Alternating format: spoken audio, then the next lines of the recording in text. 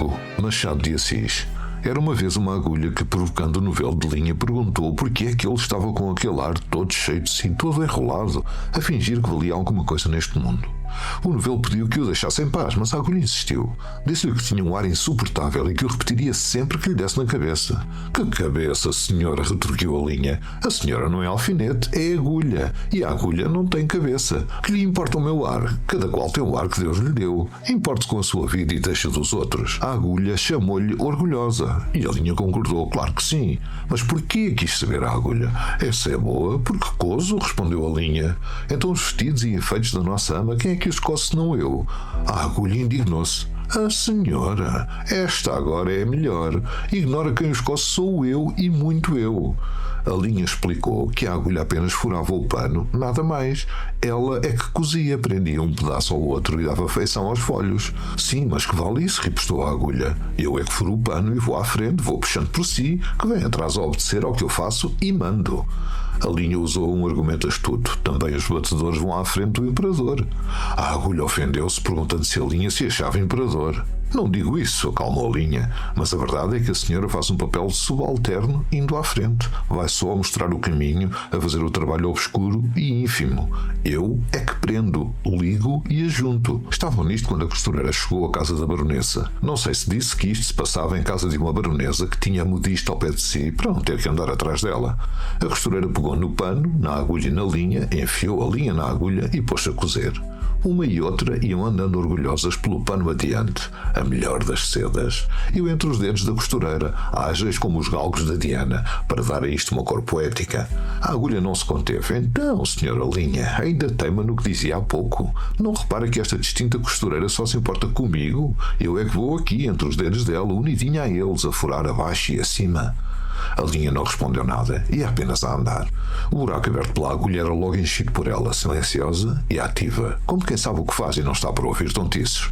A agulha, vendo que ela não lhe dava resposta, calou-se também. E na salinha de costura era tudo silêncio. Não se ouvia mais do que o plique-plique da agulha no pano. O sol caiu, a costureira dobrou a costura para o dia seguinte. Continuou ainda nesse e no outro, até que no quarto dia acabou a obra e ficou à espera do baile. Chegou a noite do baile e a baronesa vestiu-se. A costureira que a ajudava levava a agulha espetada no corpete para dar algum ponto necessário. E quando compunhou o vestido da bela dama e puxava para um lado ou para o outro, a linha aproveitou para torçar da agulha. Ora, agora diga-me, provocou a linha, quem é que vai ao baile no corpo da baronesa a fazer parte do vestido e da elegância? Quem é que vai dançar com ministros e diplomatas enquanto a senhora volta para a caixinha da costura antes de ir para o cesto das criadas? Vá, diga lá. Parece que a agulha não disse nada, mas um alfinete, de cabeça grande e não menor experiência, murmurou à pobre agulha.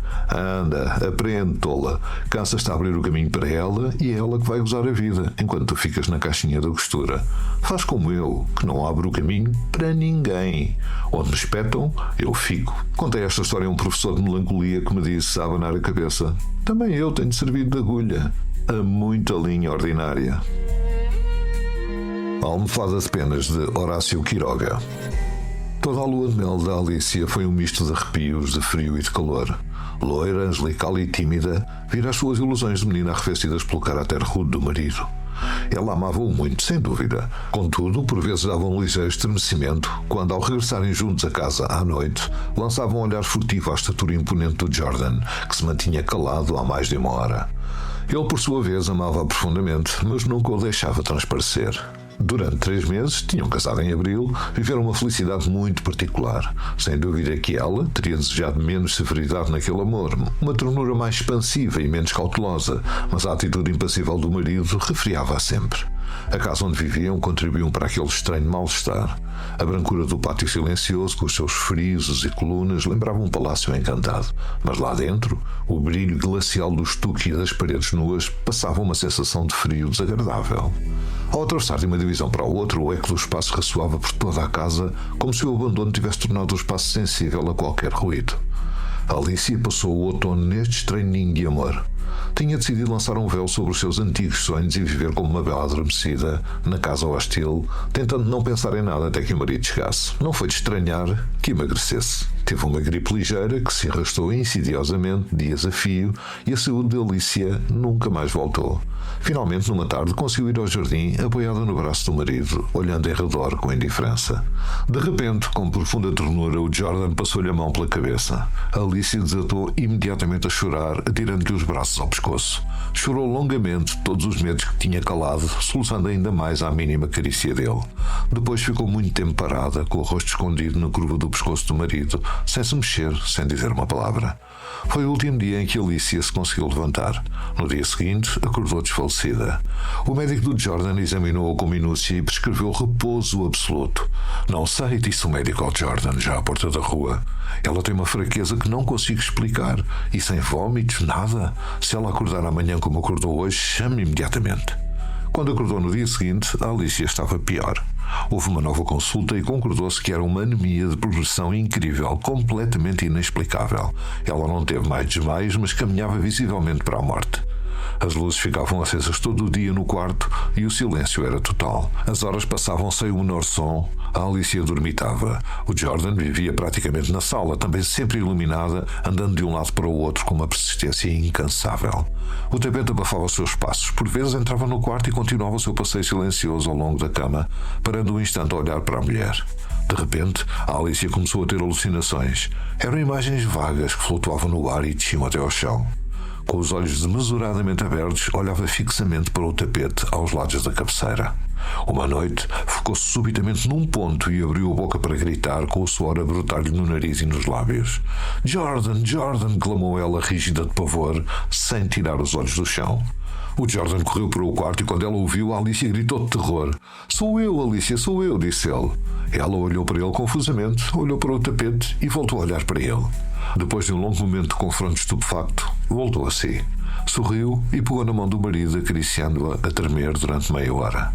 Entre as alucinações mais persistentes estava a de um antropóide apoiado nos dedos sobre o tapete, fixo nela. Os médicos voltaram, mas em vão. Viam diante de si uma vida a apagar-se, a esvair sem sangue dia após dia, sem saberem porquê. Durante a última consulta, a Alicia jazia no estupor enquanto lhe tomavam o pulso inerte. Observaram-na em silêncio e passaram para a sala de jantar. "Enfim", disse o médico-chefe, encolhendo os ombros desanimado, "é um caso inexplicável. Pouco podemos fazer." Jordan, batendo cegamente na mesa, gemeu.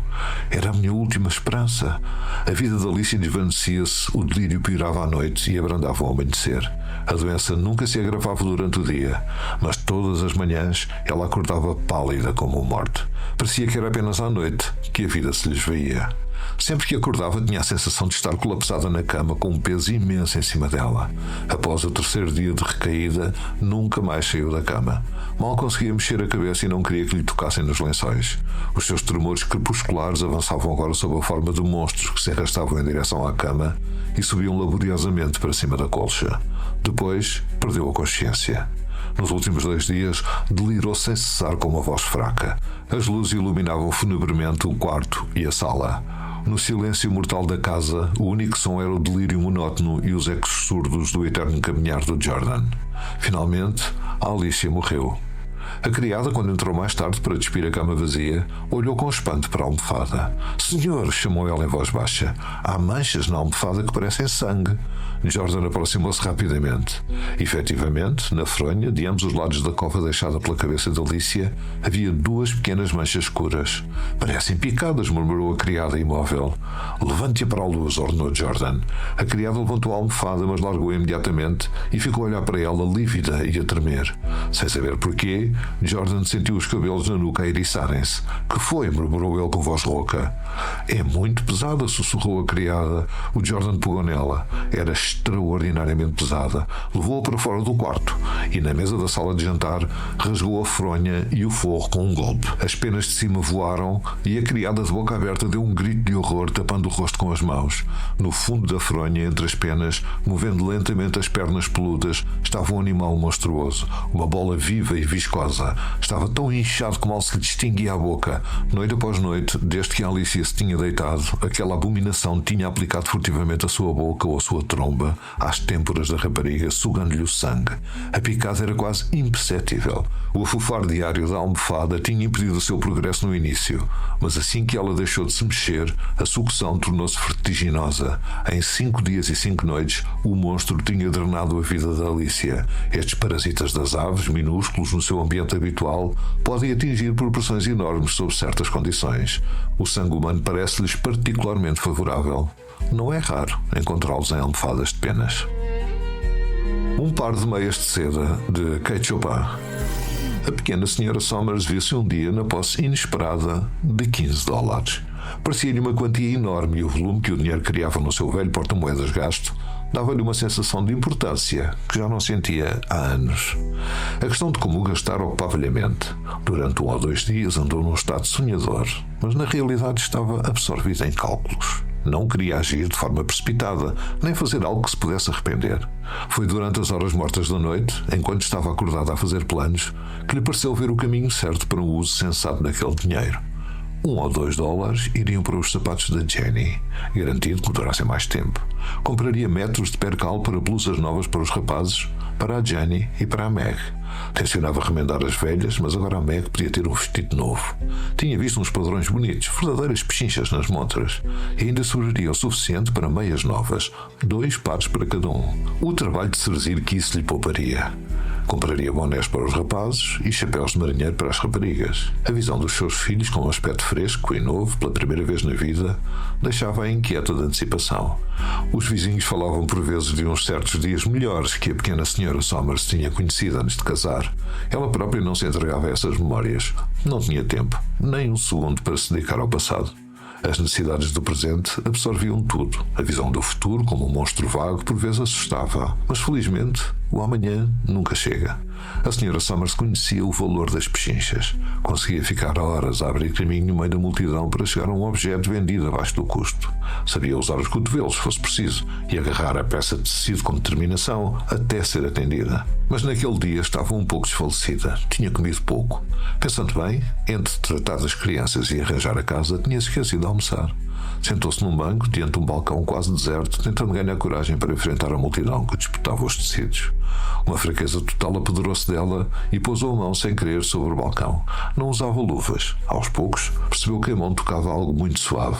Olhou para baixo. A mão repousou sobre uma pilha de meias de seda. Um cartaz anunciava uma redução de preço e uma jovem atrás do balcão perguntou-lhe se queria ver a coleção. Ela sorriu como se tivessem pedido para inspecionar uma tiara de diamantes. Mas continuou a sentir aquelas peças macias e luxuosas, agora com ambas as mãos, vendo-as reluzir e deslizar como serpentes por entre os dedos. 2 manchas de febre surgiram nas suas faces pálidas. «Acha que há algum 8,5 nestas?» perguntou ela à rapariga. Havia muitos pares desse tamanho. Havia azul claro, lilás, preto e vários tons de cinzento. A senhora Somers escolheu um par preto e examinou-o demoradamente. Fingiu ver a textura que a empregada garantiu ser excelente. $1,98, murmurou ela. Bem, vou levar este par. Entregou uma nota de $5 e esperou por o troco. O embrulho era tão pequeno que parecia perdido no fundo do seu velho saco de compras. Depois disso, não se dirigiu para as promoções. Subiu de elevador até à sala de espera das senhoras. Num canto recatado, trocou as suas meias de algodão pelas novas meias de seda. Não estava a pensar nem a tentar justificar-se. Parecia estar a descansar da fadiga, entregue ao impulso mecânico que a libertava de qualquer responsabilidade. O toque da seda crua na pele era delicioso. Sentiu vontade de se recostar e aproveitar aquele luxo, e fê-lo por um momento. Depois calçou os sapatos, guardou as meias velhas e veio para a secção de calçado. Estava exigente. O empregado não conseguia conciliar os sapatos dela com aquelas meias finas. Ela segurava as saias, olhando para os botins de bico fino. O pé e o tornozelo pareciam muito bonitos, nem pareciam pertencer-lhe.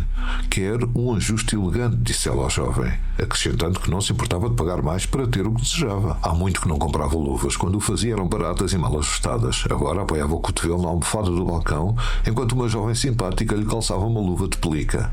Alisou-a no pulso e abotoou-a. Ambas admiraram aquela pequena mão enluvada, mas havia outros lugares onde gastar dinheiro. Num quiosque ali perto comprou 2 revistas caras, do género que lia nos tempos em que estava habituado a coisas boas. Levou-as sem embrulhar. Levantou as saias nas passadeiras com cuidado. As meias, as botas e as luvas tinham operado maravilhas na sua postura, dando-lhe uma sensação de segurança e de pertença àquela multidão bem vestida. A fome apertava. Noutra altura teria esperado até chegar a casa para beber um chá, mas o impulso que a guiava não permitia tal pensamento. Havia um restaurante na esquina. Nunca tinha entrado, mas vira de fora as toalhas imaculadas e os cristais. Quando entrou, sua aparência não causou espanto. Sentou-se sozinha e o empregado aproximou-se. Ela não queria muito, apenas algo saboroso. Pediu meia dúzia de ostras, uma costeleta com agriões, um doce, um copo de vinho do Reno e um café preto. Enquanto esperava, tirou as luvas devagar. Folheou uma revista. Tudo era agradável. A toalha era limpa, o cristal brilhava, ouvia-se uma música suave. Provou a comida, leu um pouco, bebeu o vinho e mexeu os dedos dentro das meias de seda. O preço não importava. Pagou e deixou uma gorjeta generosa, recebendo uma vénia do empregado, como se fosse uma princesa. Ainda havia dinheiro na carteira. A próxima tentação foi um cartaz de teatro. Entrou, já a peça tinha começado.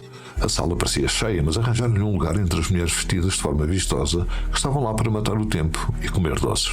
A Sra. Somers absorveu tudo. O palco, os atores, as pessoas. Riu-se com a comédia e chorou com a tragédia. Conversou com a mulher do lado que lhe ofereceu um bombom e limpou as lágrimas num lenço de renda. A peça acabou, a música cessou e a multidão saiu. Foi como o fim de um sonho. As pessoas dispersaram e a Sra. Somers foi esperar pelo elétrico na esquina. Um homem de olhos atentos, sentado em frente a ela, pareceu gostar de estudar o seu rosto pálido. Ficou intrigado, tentando decifrar o que via ali. Na verdade, ele não via nada, a não ser que fosse mago o suficiente para detectar um desejo pungente, um anseio poderoso de que aquele elétrico nunca parasse em lado nenhum, mas continuasse a andar com ela para sempre. Estas 3 histórias regressam agora ao silêncio das páginas, mas o subset é vasto e há muitos outros destinos que aguardam para ser acordados pela minha voz. Se desejarem percorrer estes novos caminhos comigo, estarei aqui convosco no próximo episódio. Até breve.